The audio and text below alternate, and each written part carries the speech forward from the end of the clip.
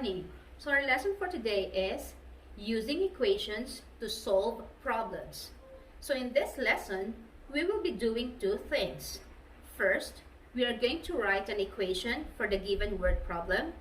And the second one is we are going to use that equation to solve the given mathematical word problems. So let's start. Example number 1. Jillian bought a dozen of iced tea in can for $3.72. How much is one can? How much will she pay if she will buy 10 cans?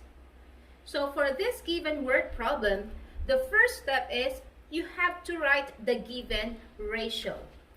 So given ratio, we have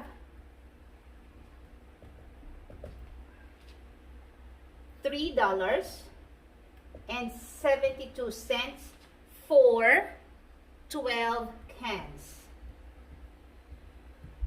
So this is the given. So after this one, you have to find the unit rate. So when we say unit rate, you have to find how much it costs for one can. So unit rate. So to find the unit rate, all you have to do is to divide 3.72 by 12. And that will give us 0.31 per can. Which means the cost of one can of iced tea is 0.31 cents. So after finding the unit rate, you can now have your equation. So in writing the equation, let us identify our x and y. So based from the given, our x, which is the independent variable, is the number of can. So to make it easier, whatever you have in your denominator, that is your x. So based from our given ratio and given unit rate, our denominator is the number of cans. So we have here number of cans, or we will be using letter C. And then our y, that is the numerator in your given ratio and in your unit rate. So we are talking here of dollars. That means that is the amount or the price. So let's use price. And the variable is P because price starts with P. Now, let us have our equation. So equation, again, it's in the form y equals kx. So our y is P, so write it down, equals our k, which is the rate of change, is from the unit rate, which is 0.31. So 0.31. And then x. Again, our x here is C. So this is the equation that we will be using to solve or to find the answer in the given question. How much will she pay if she will buy 10 cans? So given the problem, we have P, or the price, equals 0.31. Plug in the value of C based from the given. The number of cans is 10. So plug in 10 here. So if you notice, we have here 0.31 parenthesis 10, which is 0.31C, which means the operation involved is multiplication. You have to multiply these two numbers. So P is equal to 0.31 times 10 will give us 3.1. So therefore, the price of 10 cans is, therefore, you're going to pay, or Jillian will pay, $3.10 for 10 cans. There. So this is our final answer. Okay. So let's have example number 2.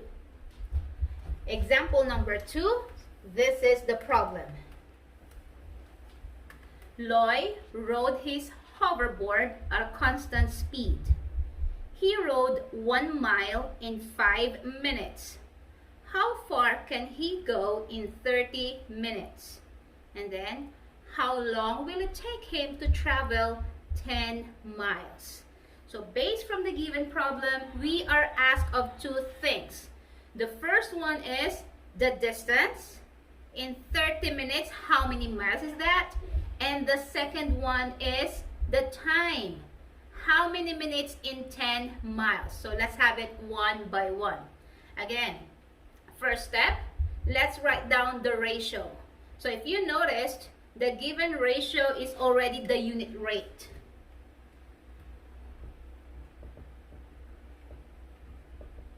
So the given unit rate is 5 minutes